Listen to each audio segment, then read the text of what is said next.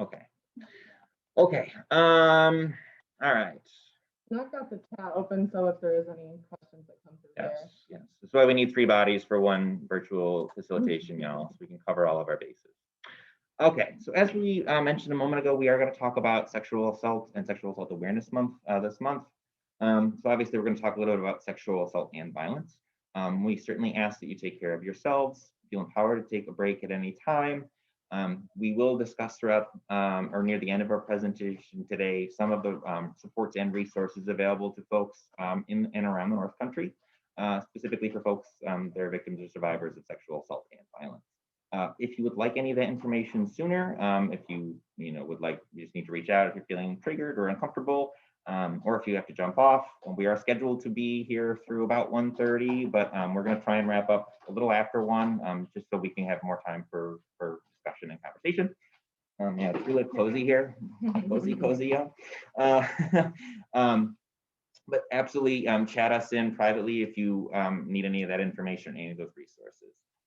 Just so you know, on Zoom, if you open the chat feature as well, I realize some of you might already know this, but right there where you'd start typing, if you click, it says to, you can select everyone and you can select people by name. If you choose us, the PPNCNY, that message is just going to come to us. So if you don't want other folks in the chat knowing what you're sharing or what you're asking, you can also do that as well. Okay.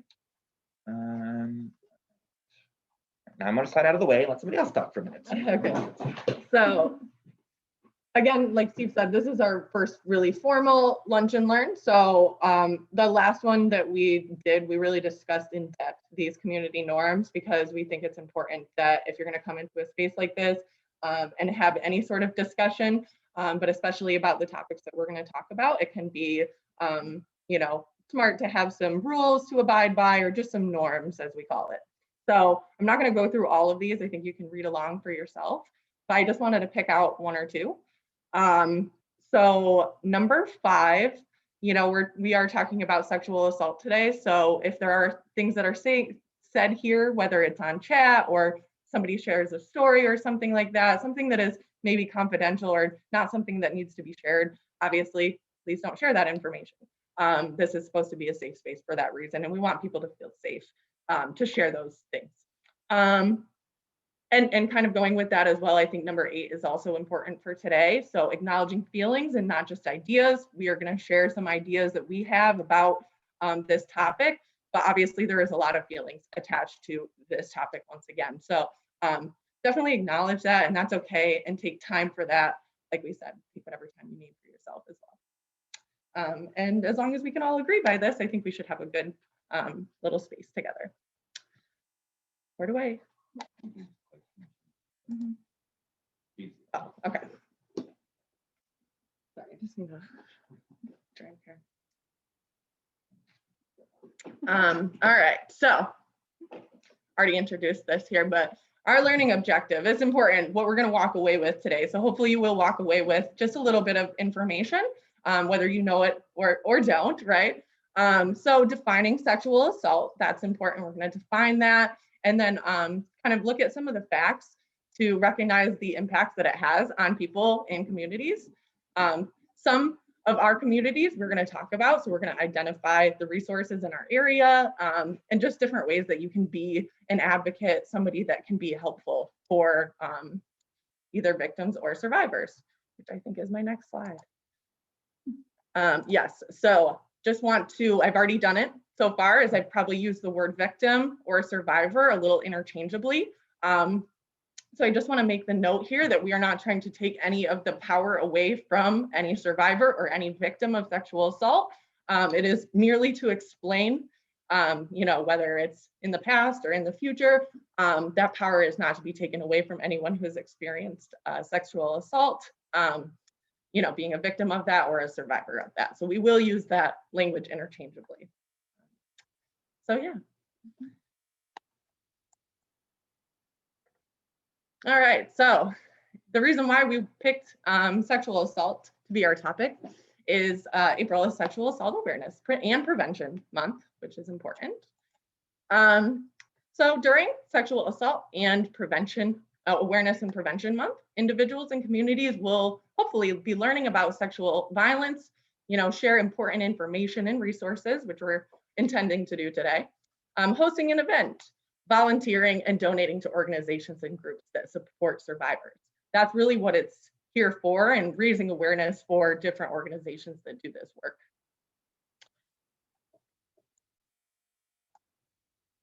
And also, this is the 20th anniversary of the first actual formal Sexual Assault Awareness Month. Obviously, efforts to raise awareness about prevention and sexual assault and violence are not new, right? So this isn't just a new concept. This has been around for a long time, but actually getting awareness and having a real, full month of awareness where we're talking about those things and talking about resources is fairly new. So today's movement to end sexual assault and violence is rooted similarly to the early social change movements like civil rights movement.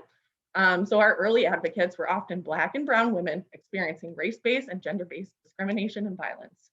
So again, it's similar to what we're still seeing today. So this fight is not over. We need to continue having these conversations.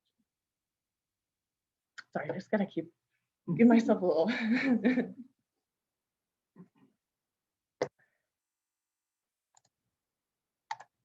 All right, and then so before 2001, which is when this formal Sexual Assault Awareness Month started, groups and organizations were often hosting rallies, marches, and events during the Awareness Week. So now, following the first official Sexual Assault Awareness Month in 2001, there are lots more events and observances towards prevention and awareness. Obviously, coronavirus has halted some of those in-person events, things that would normally be happening. So we still want to uplift the work that's being done all year long, right? This is only 1 month to uplift all of that. So, it's still important all year round. And we did not do this on purpose, but we are talking about sexual assault awareness today, and it just so happens to fall on Denim Day. So we want to talk about that a little bit. So this Denim Day is based off of a 1999 Supreme Court case. So that was in Italy, and it was overturned. There was a conviction of a man who raped a teenager, and that was actually back in 1999 that it happened. And unfortunately, in their decision, they suggested that the girl's jeans were too tight, so she must have had help in removing them, which means consent. And in the work that we do, we talk about consent a lot, and that is not consent. What you wear really has nothing to do with your consent towards sex, without getting into a lot of the nitty-gritty of that. Obviously, many people were outraged by this decision, specifically women. In Italy's the women in Italy's parliament wore jeans to protest the decision on the steps of the Italian Supreme Court. So we still kind of do that today. These actions are received international attention. So up until this day, people are still wearing denim as much as possible. We tried, to wear our denim today, just to raise awareness and give that power back to, victims and survivors that might not have consented, and the stigma that comes against that. And we'll get into some of that today. Here we go. Sliding back in, y'all, for my stretchy denim today. So, like we said, really helps with starting to define the problem. And there are lots of different definitions for rape and sexual assault and sexual violence. They all mean similar things, but you see from this definition here, the first one, attempted rape. So sexual assault refers to sexual contact or behavior that occurs without explicit consent. So without one person agreeing to the behavior or the action that is occurring or imposed upon them. So you see again with this particular definition from the folks at RAINN, attempted rape, unwanted sexual touching, forcing a victim to perform sexual acts, and forced penetration of another person's body. So it certainly helps to sort of recognize that attempted rape and forced penetration are similar, but that they have different meanings and different connotations. So sexual assault and sexual violence really is a pretty wide spectrum of experiences and outcomes for folks, and how folks experience those traumas and those crimes, and how folks identify them for themselves and for others is going to look a little bit different. But again, we're recognizing we're casting a pretty wide net here. Sorry, I'm getting my hands in your face. These two can attest. I'm a facts numbers person. I am always looking at the data. And you see there's a little bit here from RAINN, a little bit from the folks at the Center for Disease Control.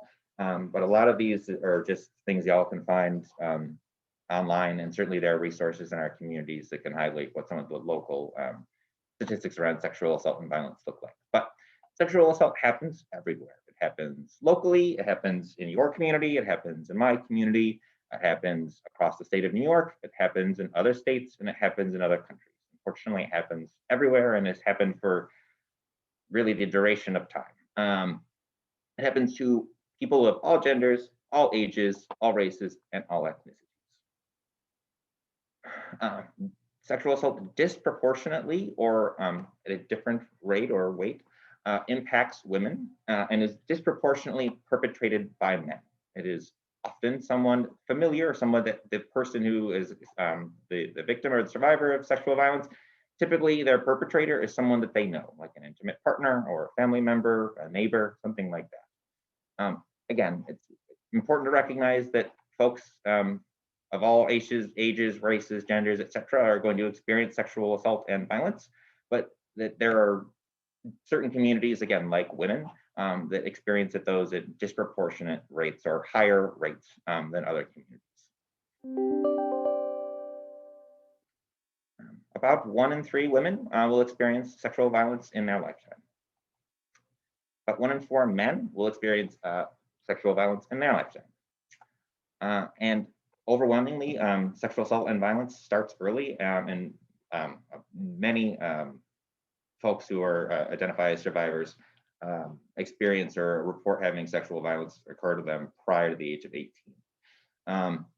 If I remember correctly from this statistic, and this is from the CDC, you'll see, I believe it was about the numbers were about the same. So of the folks that report sexual assault or violence in their lifetime, again, about 1 in 3 folks who identify as women report having that occur before the age of 18, and it was about 1 in 4 men as well before the age of 18. So again, thinking about disproportionately impacting women, but also disproportionately impacting young people. Similarly, other communities are also at higher rates of sexual assault and violence. For example, the Lgbtq community. Folks who identify as lesbians, about 40%, 44% of folks who identify as lesbians will experience sexual assault or stalking during their lifetime. About 61% of bisexual women will experience sexual assault or stalking. About 47% of trans women will experience sexual assault or violence. About 40% of gay men, so about 40% plus. So again, gay men are about 41%, and bisexual men, not me, men are about 47%. This is specifically violence other than rape. And this one is a little bit hard to read, but they had, for this particular survey, and this one that you'll see is from the Human Rights Coalition, they had surveyed victim advocates, so folks who work with folks who are victims or survivors of sexual assault and violence. And 85% of those victim advocates reported that they had worked with a survivor who had been denied services in some capacity because of their sexual orientation or their gender identity.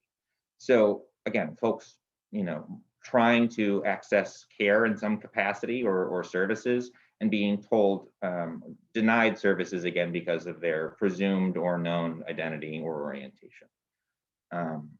That's a staggering number. I mean, these are all staggering numbers, let's be honest, but that one in particular was a little extra jarring. In terms of the real costs too, and for anybody here that works in nonprofit, if you're always breaking down the numbers in some way, and obviously sexual assault and violence is sort of difficult to quantify, but unsurprisingly, the folks at the CDC tried, and they estimated that over the course of a person's lifetime, that one rape cost collectively about more than $122,000. What does that mean? How do you really break those numbers down? Folks at the CDC kind of smashed up a variety of different wraparound services or impacts or whatnot that a person might experience.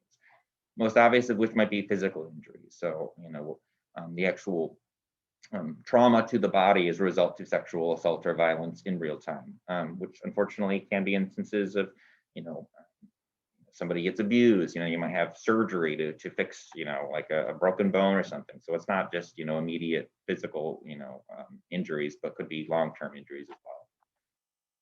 Certainly mental health, the immediate mental health. I believe I'd read that 94% of women experience post-traumatic stress disorder in the few weeks immediately following their sexual assault or violence experience. And again, these mental health issues often are persistent. They are not short-term mental health issues. So it could be PTSD or post-traumatic stress disorder. Could be depression, anxiety, any number of these things that can persist.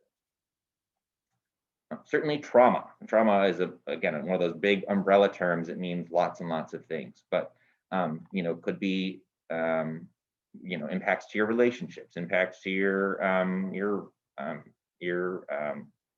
interpersonal relationships, like your intimate partners. Could be relationship with your family. Could be your ability to hold a job or want to go to work or feel safe out in public. It's a lot of different things that wrap around that trauma can be an umbrella for.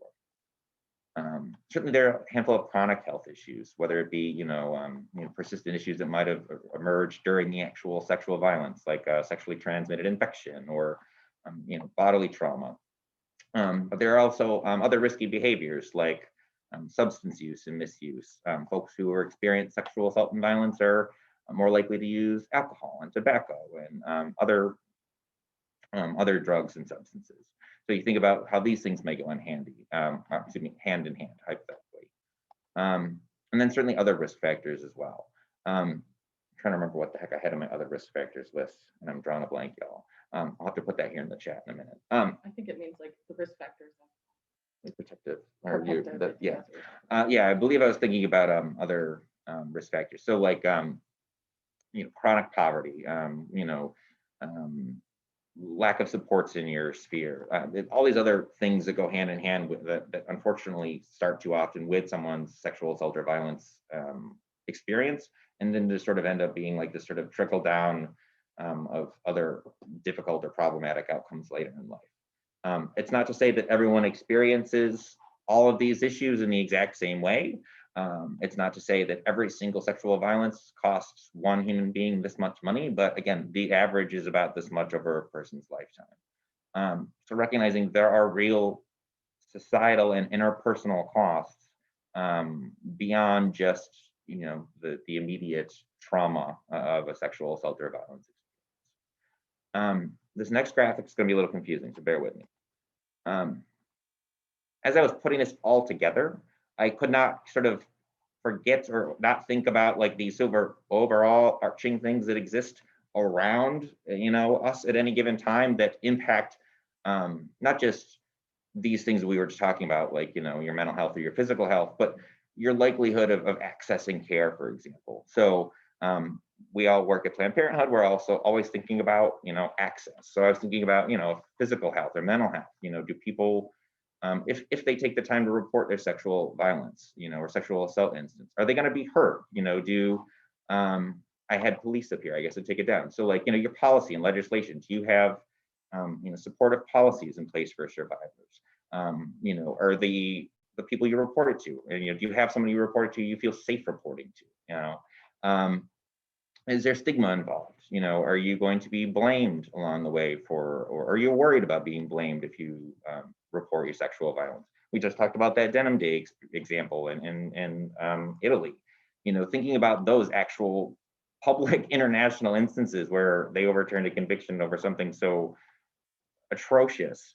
Looking at those international cases and saying, well, is that going to be my experience? I was wearing tight jeans that day. What am I going to find or step into? Certainly issues of race and racism. Again, we talked about how folks existing at the intersections of race and gender-based discrimination and violence experience disproportionate rates of sexual assault and violence just because they experience at those intersections or live at those intersections. Same with LGBTQ folks, homophobia and transphobia. I had that 85% statistic a few slides ago that go 85% of LGBTQ folk that tried to make a report or access services or care did not, or were turned away or denied for those services because of their identity. And then certainly overwhelmingly, this probably should have been at the top, to be honest, gender inequality and gender inequities. We still live in a society where men and maleness dominate, where men continue to make more. I think about the victim blaming, the Brock Turners of a couple of years ago, and all, and all of these things just smashed together to not just impact the individual, but impact all of the societal, programs, services, et cetera, in place that are there to really support and uplift folks. Again, there's this collision going on at all times, and it's driven by these things that are consistently, again, overarching all the other things that impact the individual. Hope that makes as much sense to you all as it made sense to me. Fingers crossed. Any questions? I know I'm going pretty quickly. I'm watching the chat really closely, and y'all must be learning. We're just doing such a good job of explaining all this. There's no question. Critically, and I'm sure that everyone in the room hopefully will agree, sexual assault may take different forms and might have different impacts, but overwhelmingly, one thing is always the same. It is never a default of the victim, what has happened to them, and what comes next. Absolutely. So what can we do? How do we collectively and individually respond to a sexual assault or sexual violence in our own social circles? And I'm going to just take a quick moment and see, leave it open, have folks either unmute themselves or drop in the chat. Any program services. Thanks, Destiny. Appreciate you. Sorry, it's got up top to Destiny and the chat.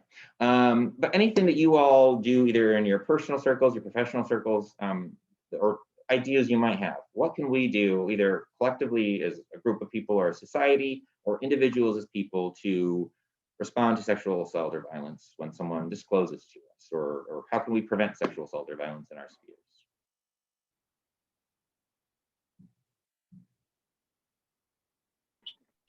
This is Destiny. I'll unmute for a second. The first thing I would say is remembering that the survivor is in control and reminding them that they have the power of choice.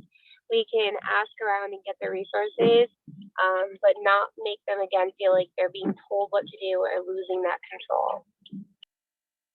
That's wonderful. Thank you so much. The folks over at VAG as well, be an active bystander. 100% agree. And I'm going to apologize to the folks at VAG too, on all of you right now. The one slide we did not include was a full bystander intervention piece. So maybe that'll be an upcoming training. Cassidy, normalize talking about it. Absolutely. It's not a taboo subject to be talking or should be talking about sexual violence, and it's nothing to be ashamed of. And you're absolutely right. And we've talked about shaming and victim blaming and the guilt and the interpersonal struggles that come with being a survivor or a victim of sexual violence. And you're right, like Destiny had said as well, aside from having your power taken away from you in the context of sexual violence, folks feeling like, oh, well, this is what you must do to respond, or you have to report, or you have to do this, or you have to do that. And that can exacerbate those feelings of loss of control for folks. And really, it is critical that we let survivors sort of take the lead on their recovery and their response to what happened to them. And we, again, are their supports. Thank you all. Those were fantastic answers. Appreciate that you're thinking a step ahead. I'm gonna roll away again, and I'm gonna let Morgan dive in now. You just take the center. Oh, wow. Musical chairs in here. Musical chairs. All right. So from advocacy to action. So this slide, we're kind of just going over the broad spectrums. So awareness for the person that's trying to take advocacy. So talk to survivors, listen to their stories, watch movies and read any books or articles about survivors or sexual assault awareness. See the statistics like we've been giving you and allow yourself to be compelled to learn more. Education, this comes after the awareness that you know that you need to learn more to help. Education, seek out local centers, make donations or volunteer your time. Best hands-on, that's what I think. And then understand the ways that sexual violence perpetrates. and then prevention and intervention. So once you're finally educated on the topic and you feel like you can do more, find ways to educate people in your own circles, bystander prevention, or try to make a difference no matter how small you think it is. It could be huge to survivors. So another thing we'd like to talk about is that some people, especially in our communities or our circles, just don't know how to talk to somebody if they come to them and feel comfortable talking about sexual assault. So we have this acronym and we pulled it from RAIN called TALK. So thank them for telling you. It's a hard thing to open up about. So that means the survivor felt they had the trust in you to tell you. Ask how you can help them. Listen without judgment, and then keep supporting. So saying thanks. So ways you can do this are just saying, thank you for sharing. I know it must be hard. It takes a lot of strength to come forward. Thank you. Thank you for trusting me. I'm sorry that happened to you. And then I'm so grateful you told me, and I believe you.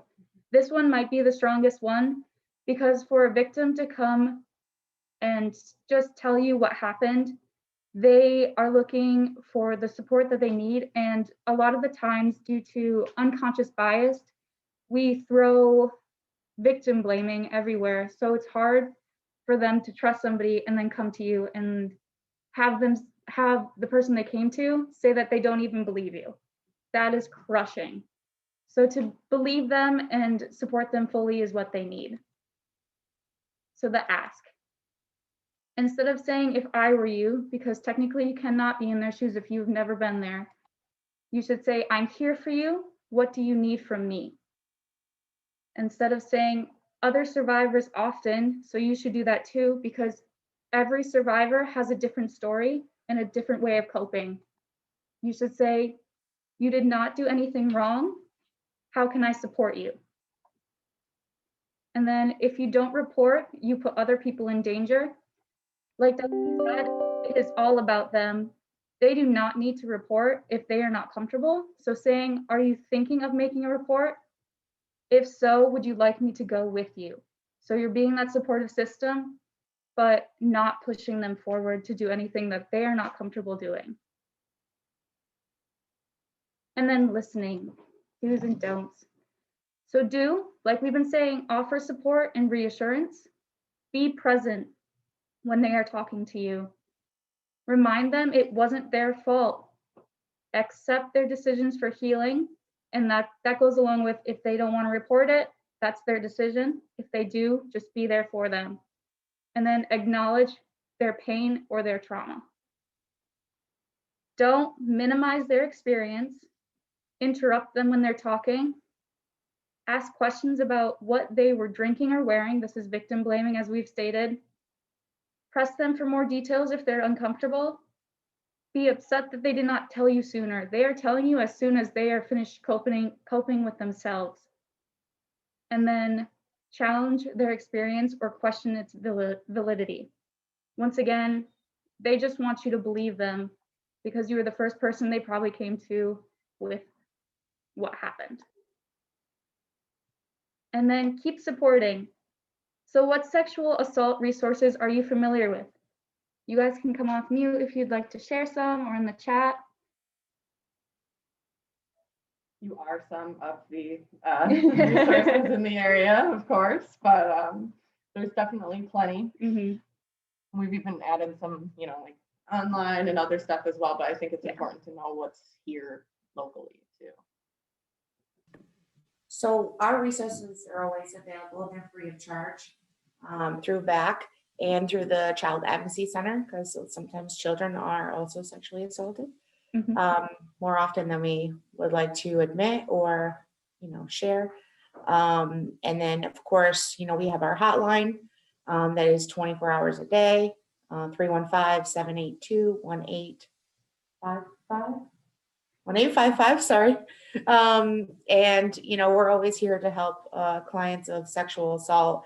Also, if they were sexually assaulted, they can use our SANE exam services. So we would actually accompany them and one of our SANE nurses will will perform an exam for them. So they would have proof and documentation if they were going to decide to prosecute. Amazing. Thank you. Thank you for sharing. So for this next slide, we compiled all the services available in our community, so upstate New York in general. So we have victim assistance, or VAC, thank you for being here today, in Watertown, Lewis County Opportunities Victim Services in Lawville, Vera House in Syracuse, the Child Advocacy Center. I'll get it one day. It's such a hard word for me. Also found with VAC in Watertown, the Renewal House in Canton, and then Sexual Assault Services, SAS in Plattsburgh. Also, just for a side note, most college campuses do have Title IX offices, right? Title IX? Yeah. Title IX offices available. So if you are a person on college campuses that are looking for services, look for offices for Title IX. Specifically, they'll have services regarding how to help you, and then other services around the areas that you are in if you are not in upstate New York. And then also online, a good helper is the RAIN website. You can go to search engine on there and they will pull out the closest sexual assault services in your area. So that was very helpful. I found all of these and more for our counties. All right, and then Sexual Assault Services, SAS, specifically works with Planned Parenthood in Plattsburgh. That's where they're located for us. What they do is they do counseling, education, and advocacy for survivors of sexual assault in Clinton, Essex, and Franklin counties. So that's more upstate New York, near the Canadian border. For these appointments or any educational services, we included their phone number, 518-561-4430. But there also is a hotline attached to them as well. That's 24 hours a day. And we also included that phone number and the link to their website. All right. And then one of the big things that we wanted to touch on was that hotlines are great, but they're kind of going a little to the side. There are apps now that have become available that may be more helpful in situations. I was told to download this during college because we know a lot of people walk alone during colleges and it does get a little sketchy sometimes. So this is one of the apps that we found. It's called Noonlight, and then we have a video about it just describing more in depth what it is. So I will play that. Close to 2 million Americans have installed a panic button style app on their phone. It's called Noonlight. Last year, it was credited for the rescue of a kidnapped boy in Denver, and the company says it has now handled nearly 150,000 emergencies. So how does it work? As its popularity grows here in our area, our Alexandria Hoff put Noonlight to the test. The sound of footsteps. People in this area are on edge. A dark street, a late shift. They say the motive behind this attack was robbery. All reasons why smartphone users are installing safety apps like Noonlight. Kind of like a fancier version of Life Alert, the bracelet around your neck. You're just using your phone instead of buying some appliance. Noonlight is a GPS-based security app, and here's how it works. A user holds their finger on an icon on their screen. If they let their finger up, they have a chance to enter a password. If not, police will be called to the phone's location. It's better than just like keeping my keys between like my knuckles or something when I'm walking. In a message from the company, quote, "You can use Noonlight when you feel scared but aren't ready to call 911. We have your back if things do go wrong." 911, where? So essentially what this does is it's like I said, a panic button. If you're not ready to call the police yet, you can. What happens though? So if you do not put in that password under 10 seconds, Noonlight will get an alert, and then Noonlight will try to call you and send you a text to double check that you did not mean to do this, or if you did and do not answer them, they will immediately call your local police station and give them your location that is from the app. It's just super handy in the event that, like it said, you don't want to call 911 yet and you just want to feel safe that you have somebody on the line with you just in case. The updated version does now have a section where you can put also a contact or emergency contact information. So say when you don't answer this phone call, it'll also call the police and send a text to your emergency contact. Also, it does have a new update where you can add on a timeline, say you type in walked home alone tonight, neighborhood felt a little unsafe, and then put why. That will also be sent to the police officer when they get this dispatch. So we just wanted to add that in, super helpful, especially in today's society.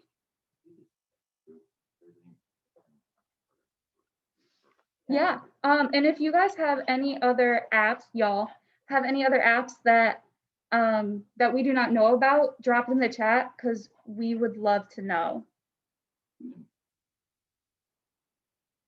And then just wrapping up, uplifting local education opportunities. So live tonight on Zoom at 6 p.m., our SAS program is doing a Zoom, and this is about building safer spaces online.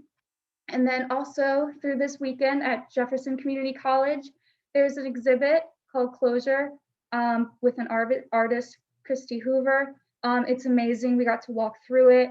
That is also available. And then there is also the second annual Lace Up for SAS.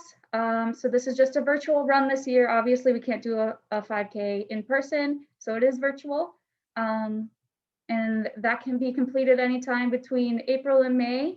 And all proceeds will be going to the sexual assault services at Planned Parenthood of the North Country in New York. All right. So any questions and discussions? Yeah.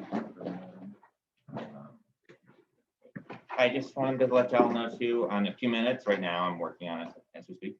I will post a real quick walkthrough of the Closure exhibit on our Instagram so y'all can see what that like if you're unavailable to make it. It's even jarring on the video. So you'll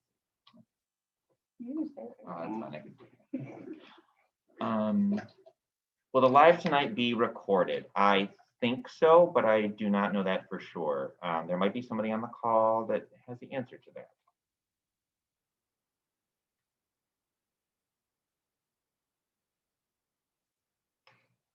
I'll keep watching. Oh, we're checking the event as well.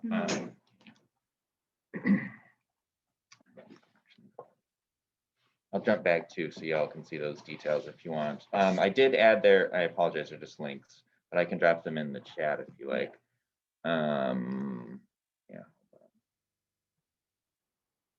Yeah, I guess I can't. Yeah, hold on. We can put them in the Facebook page. Yes, I will drop these links on our Facebook page event. If you go to our Facebook, it's Planned Parenthood of the North Country, PPNOCONY. Oh, actually, you know what? I'll have Nicole drop it in the chat in a second because she's doing that. There we go. I'm coming up with my own answers. But yes, we will drop. Good. I'm not sure that the Will be recorded.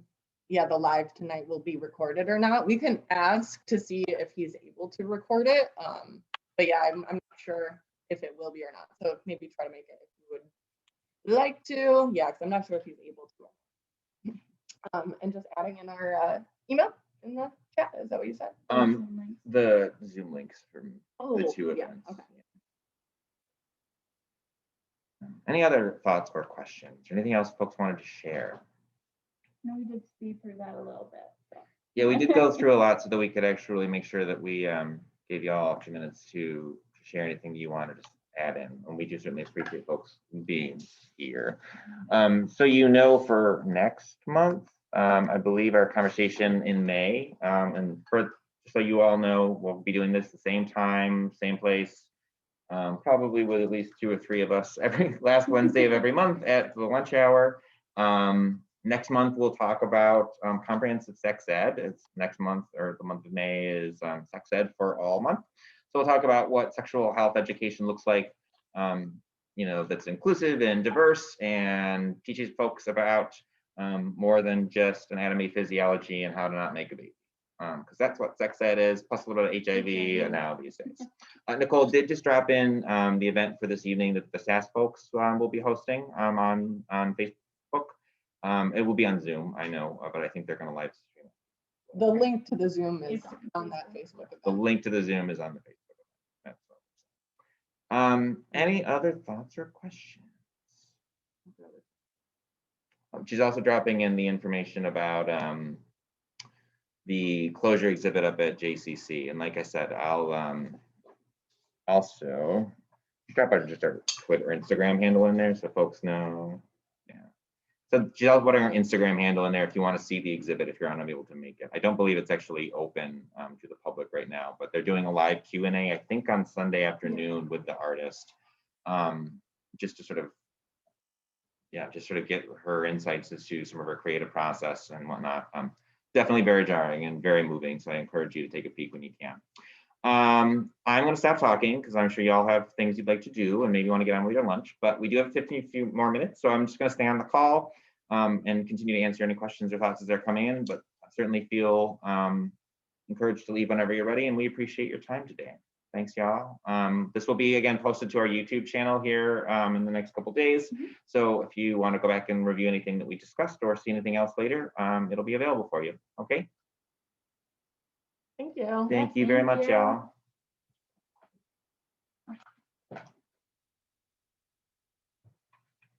Yeah, we're looking forward to doing